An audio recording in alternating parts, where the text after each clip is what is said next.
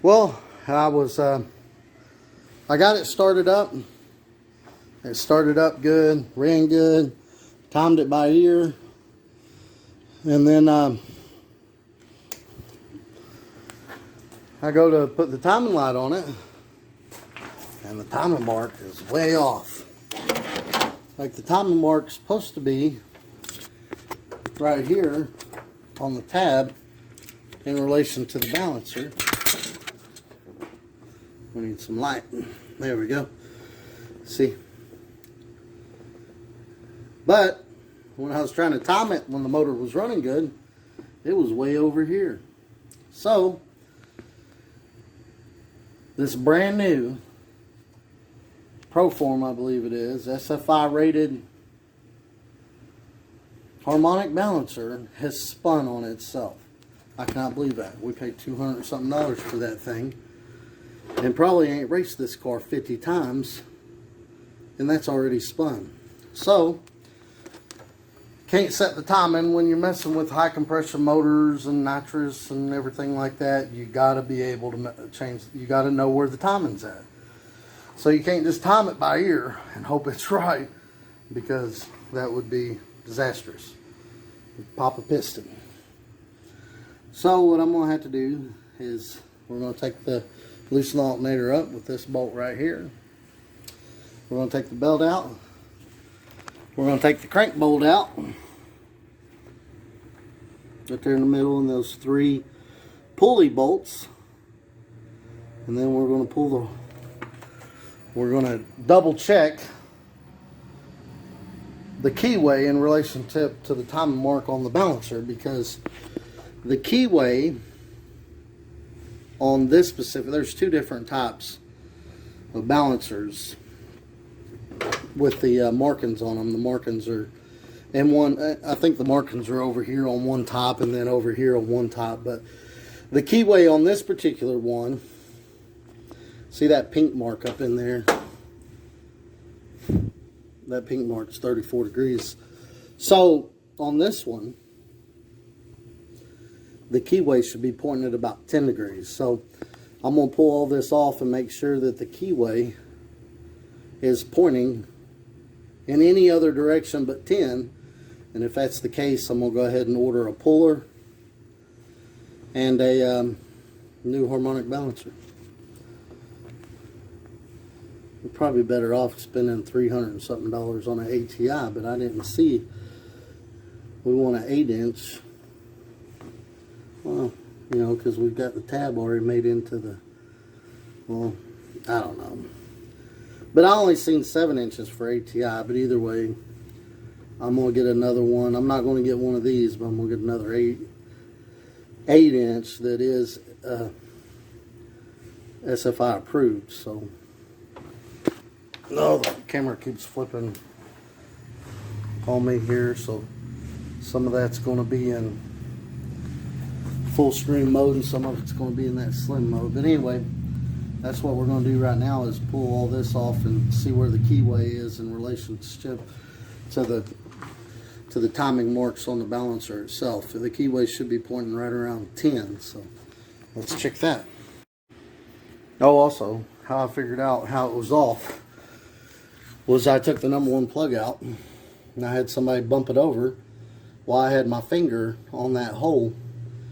And when that hole goes psh, and blows out air, that's your compression stroke. And when it does that, that tab should be on your timing marks somewhere. But it wasn't. It was way over here. So it was way off. So that tells me that's the test I done to see if it spun. And I was wondering why when I stabbed my distributor I had to turn it a notch, because I had it right at number 1. The way I had set it up, it should have been right on top dead center, but it wasn't, because I don't know when that thing spun. It must have been the last time we raced it, because we change the timing on this car all the time, because we run no motor and run no nitrous, and you got to change the timing back and forth. Now the ignition box will pull the timing, but I'll be honest with you, I don't trust ignition boxes when you can just turn the distributor You know, because if your ignition box messes up and it doesn't pull timing, you're on nitrous, you're going to blow something up. So we just do it manually. Unscrew the bolt, turn that clockwise a little bit, and then you know, reset it for nitrous or motor. Well, you turn it clockwise, take timing out for the nitrous. We run 34 on motor and 24 on nitrous for the 250 shot. Which this is the mainline kit. I'll be honest with you, I don't think that kit sprays 250 because the orifice in the nitrous solenoid's only 78, and that's the jet size for the 200 shot. Now to accommodate for that, they want you to put a 136 jet on the nitrous side, which I will increase the horsepower a little bit over what the orifice size in the solenoid itself, but it doesn't much. So I honestly don't think this kit sprays 250. Now I do think that it sprays 200, and it probably sprays more than 200 on the 200, and then when you put that 136 in there, I'd say it probably sprays 230, 240, but I don't think it sprays 250, honestly. But yeah, I'm gonna put that spark plug back in there, run the wire back on it, take that off as I mentioned. Well, there you have it.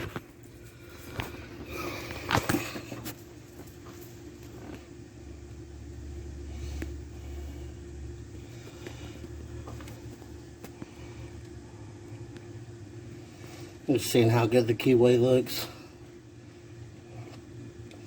But there you have it. There's the keyway right there. 10 degrees should be right there. And that's at about 80 degrees. So that's how much it's spun.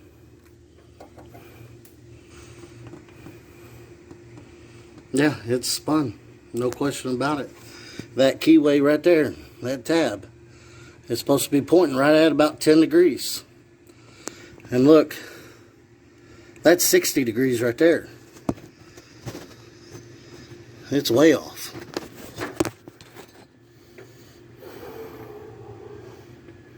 No, it's spun more than that.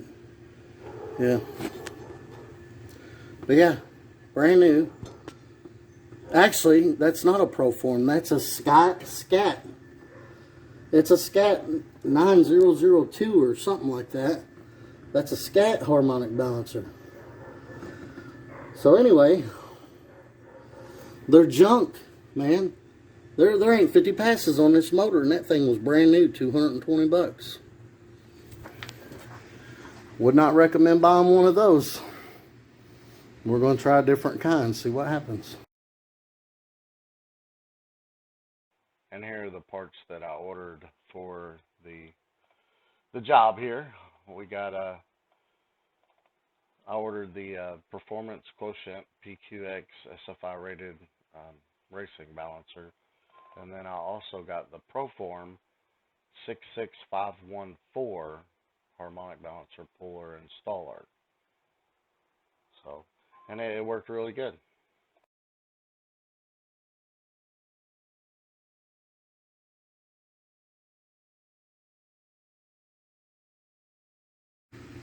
Okay, to use this puller, we've got this little adapter piece that's got threads on both sides that go up into the crank, and then it screws into the hole of the puller.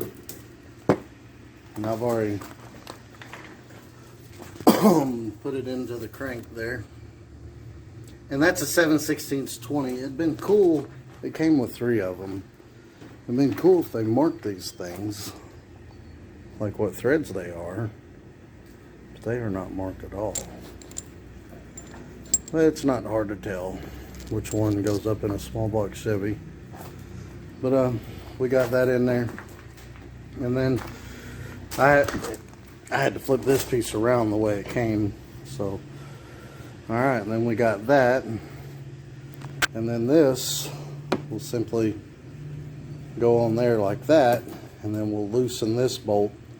This big thing, we'll loosen it as we hold this end bolt the pointy thing on it, and that'll pull it, and then we got to put the 3 bolts through here. But we'll go ahead and get that set up. Alright, I screwed that into the adapter screw I said I'd already put in there. Now I'm just going to turn this all the way up to the hub.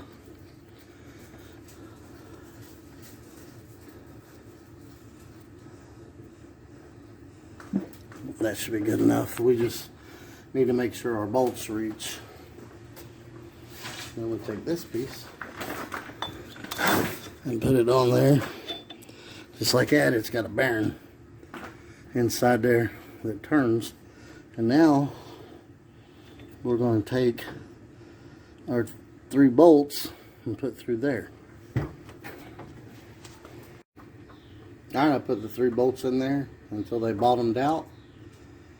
And then I unscrewed this until everything was nice and tight. Now I'm going to put an adjustable wrench on that and hold this one. You don't want this one to move, and you want to loosen this one. Lefty-loosey, counterclockwise. And it should pull it right off there. But put these bolts in so they bottom out on the lip. That way you make sure it's nice and straight. Because you want that to come off straight. If it starts to come off crooked, you're going to have a rough time getting it off. Okay, so that sucker's really tight. So I took a 3/4 inch wrench and I put it right there. And took part of my jack apart over there. And using it for a breaker bar. But it's coming, slowly but surely. Alright, so with like a 1/4 turn of the breaker bar, it started turning really easy after that. And didn't need the breaker bar anymore after that, after like a 1/4 turn. And it's off. So now we just have to unscrew this middle piece that's screwed into the crank, and we can pull it all off. And there we go, it's off.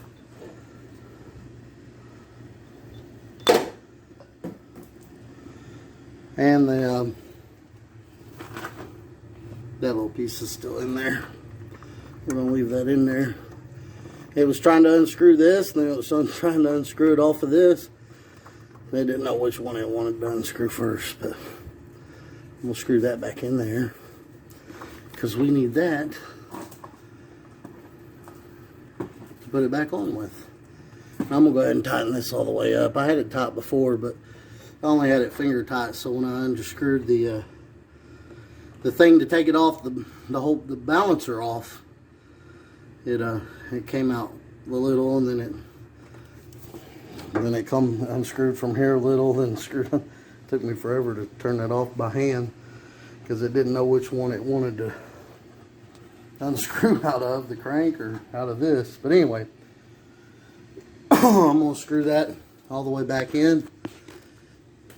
And something I'm going to do this time, these right here, they look about the same brand. So the rubber is in this part, it looks like. So I'm going to mark, because we run nitrous and on motor.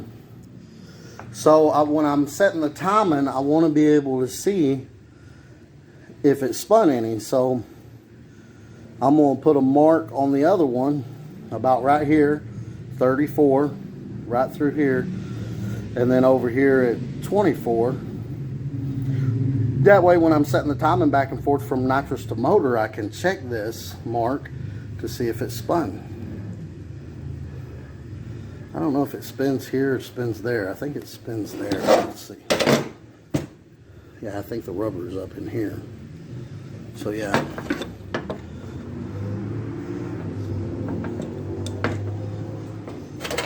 I think it spins here, but either way, we're going to put a mark all the way through there around the timing marks that I used to set the timing.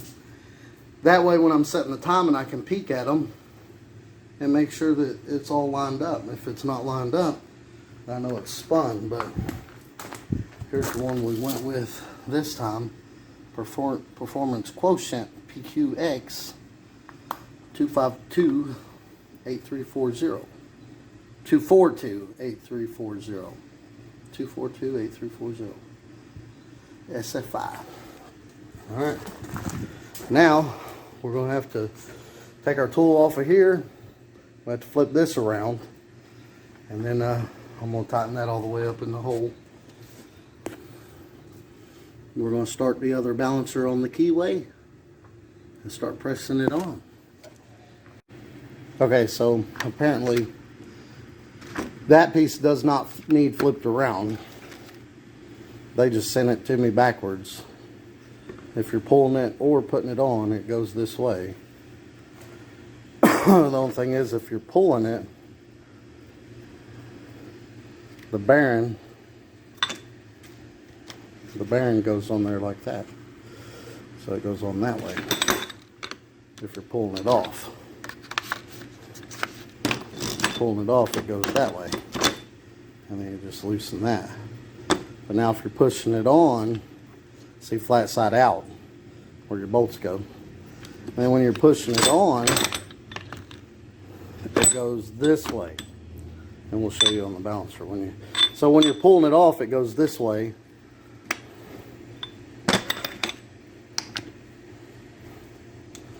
You're pulling it off, it goes that way. When you're pushing it on, it goes that way. And then you just tighten this. But now when you're pushing it on, you don't need these bolts holding it on. It's just going to push. So I've already got the piece in the crank down there. I've already got it tightened up. So I'm going to go ahead and start the new balancer after I put the marks on it. Make sure the keyway lines up. And then we're going to put this on it just like this. We're going to screw that piece down in the piece that we put in the crankshaft. We're going to screw this on there, and we'll probably need to back this all the way out. Give us enough room because we're going to have to put this on with it. So, go ahead and do that. Alright, then I'll go ahead and get the other balancer marked up. And I'm going to lube the hole. I use Vaseline, man, just for about anything. But I'm going to stick some Vaseline down in there. Lube it up real good so it slides on better.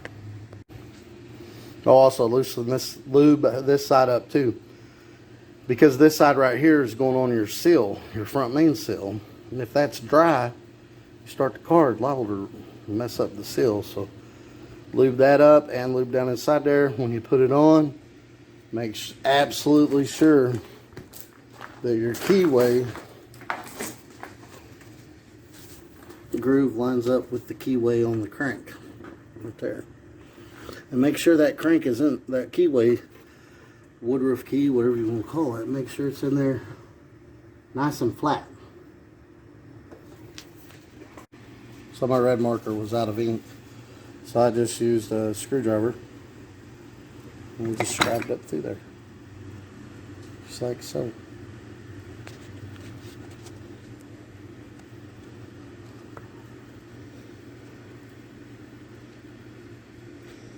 Not sure exactly, I kind of got crooked from this step, but not sure exactly where these spin at. I'm assuming it's in this line right here if they spin, but I don't know. I just put a line all the way up through there, and that'll tell us if it spins or not, because if that spins and we change the timing from nitrous to motor or whatever whatnot, it ain't right. We could have some problems. Alright, so we slid the balancer on, making absolutely sure the keyway was lined up.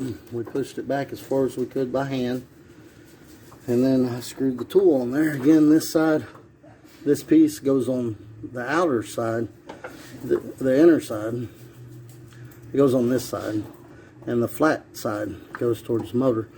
And I tightened this all the way up on the little fitting that went into the end of the drive shaft.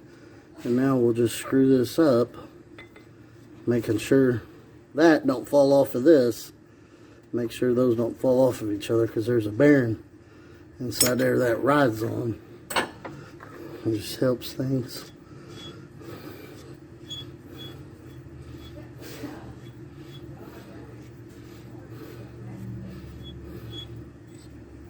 Now we'll just start tightening that up with the crescent wrench. Hold this in if it spins until it bottoms out.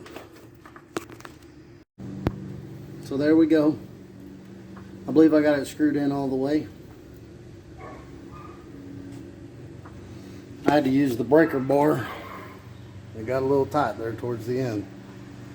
And again, I just wedged that in there. That socket, or the ratchet, in there like that. So now, what we're going to do, we're going to loosen that nut up. And we're going to take this out. Then we're going to put our lower pulley on and make sure everything lines up and make sure it's in far enough. But yeah, it felt like it bottomed out to me. I mean, I was using that breaker bar because it was tight, but it was to where you couldn't turn it with that breaker bar. And I wasn't putting no super force on it, but I did put a little force on it. Just a little force towards the end of the breaker bar. But yeah, you want to take that out and put the pulley on it. Put the 3 bolts in to hold the pulley on. And make sure everything line up. Then we can put our crankshaft bolt back in. And that ought to do it. But let's see if everything lines up first. And there we go, that's out. I just loosened that nut to take the pressure off of it, then I unscrewed it from here. And it actually unscrewed it from the crank, so that's good, because I was kind of worried if that got in there too tight, it'd be hard to get a wrench in there to take it off. It's got 2 flat sides, so you can get a wrench on it. But yeah, let's put the pulley on it and see where we line up. Alright, so just eyeballing everything here. See if it works better plot out. Yeah, there we go. So just eyeballing everything there. It looks like it's pretty straight to me. Everything's lined up. Now, if it ain't lined up, you didn't go in far enough. But yeah, that looks good to me. Now I'm going to put the crank bolt in it and put an alternator belt back on it. Call that good. I can't start it and time it because we took that plate off. We're going to put the actual plate that goes on it.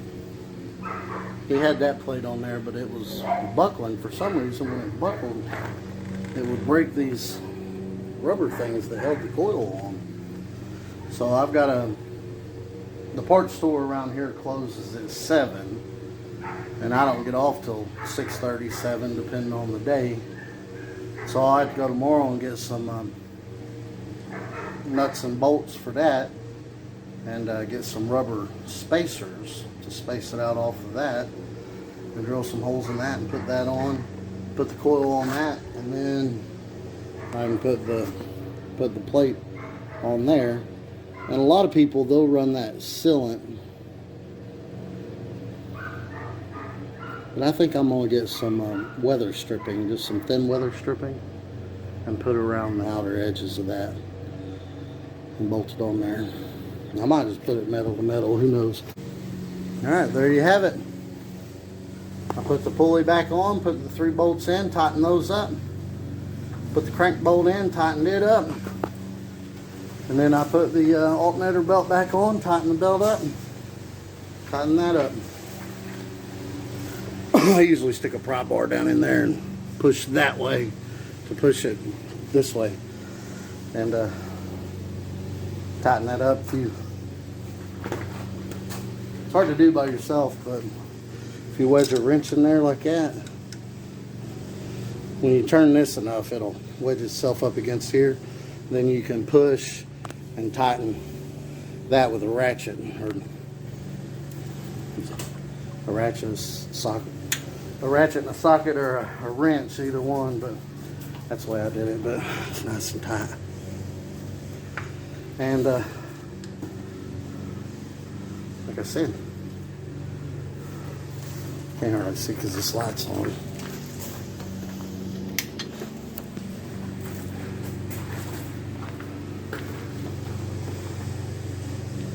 Looks nice and straight.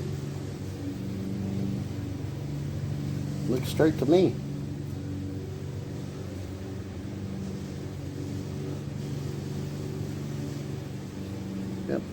right there. So tomorrow I'll go get the nuts and bolts so I can mount the coil onto that. Then I'll get some weather stripping for that, and then we'll put that on, and then we'll get everything hooked back up that we had on the firewall. We got a couple of relays for the fans, and I know one of those is for the fans. I don't know what the other one's for, but anyway. And we have the nitrous mini up there and all that, and we're going to mount all that back on there. Once we get that on there, we can start it up, and then we'll be able to set it with a timing light this time, and then that's it. Coming up Tuesday, I'm going to take it to the dump down here, and we're going to weigh it, and we're going to see how much it weighs. And if anybody wants to guess the weight, that'd be cool. I think it's 3,400 with nobody in it. That's going to be my guess. But I think Chris guessed 3,350. And then after that, Sunday, August the 9th, it's going to go back to the dyno, and we're going to get the fuel jet and the timing dialed in on the nitrous. Because last time the nitrous mini acted up. And honestly, we still haven't fixed that, but it was when you ran both solenoids through one channel, it was backfeeding through the ground somehow. I don't know. I called the manufacturer. I forgot who makes that. NOS makes it. NOS, whatever. I called them and they said just to put a diode on the ground wire and that'd fix it. But as of right now, we just put the fuel solenoid to one stage and the nitrous solenoid to another stage, and we just been going into the nitrous mini and setting both stages exactly the same, so both solenoids are doing the same exact thing, and that's been working for us. So, but we'll get that fixed, especially when we go to 2 stages, because this car is probably going to get another plate or a dual plate, and we're going to run 2 stages, and we're going to run a fuel cell. Probably up here somewhere we'll put a fuel cell with race gas in it. And then that way we can put one line off the tank, off the fuel cell, to the fuel pump and the fuel pump, so it feeds the motor. And then we'll have an electric pump and regulator coming off the fuel cell too to feed the nitrous. That way we can keep 93 in the tank, and we can just switch the hose back and forth from the fuel pump as needed when we're spraying nitrous. So if we're running on motor, we'll just have 93 in the tank, and we'll run the fuel pump back to the line that goes to the tank. And then when we spray nitrous, we'll run it up to the fuel cell, and the fuel pump will pull it out of the fuel cell, and we'll keep VP 110 in the fuel cell. As of right now, we'll probably have to go up a little bit higher octane when we start spraying a little bit more. But yeah, that's the plan. But yeah, I'll get a little bit more video tomorrow. Once I get that done, we'll get it started, and I'll show you the timing when I time it. All right, I got the other delete plate on there. Got the cool all mounted up. I couldn't find no rubber bushings, so I used some nylon bushings to space that out so I could get the cooling effect back there. And cool wire is a little tight. I'm gonna make another one of those, no big deal. But let's see if it'll start up. See if we can make the dog go crazy. I haven't started it yet, so I'm kind of guessing where it goes. I didn't move the plug wires one time and turn the distributor a little bit because I wanted that magnetic pickup wire back there was right over top of the nut that you loosen the distributor with, and I didn't want that there, so I just moved the plug wires and then turned the distributor so that would clear. But number one's about where it was before. So let's see if it'll start and we'll time it. Yeah, it's got too much timing in it. Hear it trying to kick back. So we're going to turn it counterclock or clockwise. Take some timing out of it. We'll go about right there.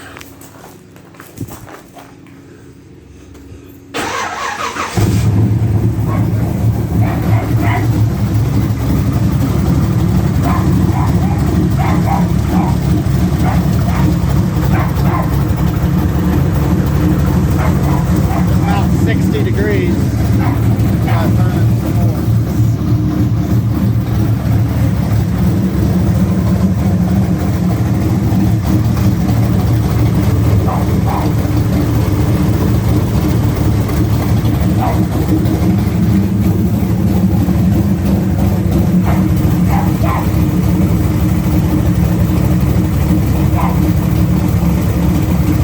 We're at about 45. Gotta take more out of it.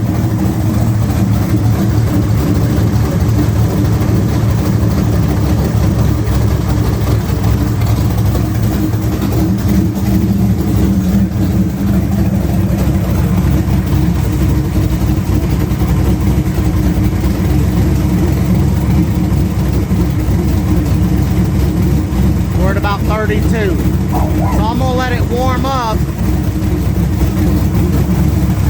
Oh, y'all can see. It's at about 32. I'm gonna let it warm up and check it again.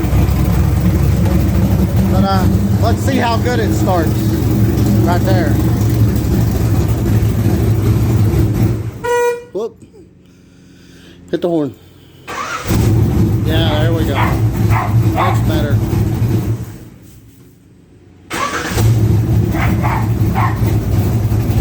Much better. But we're at 32 right now. When you rev it up, it does change about 2 degrees, but I'm gonna get it up to temperature and then we'll check it again, but that pretty much done it right there.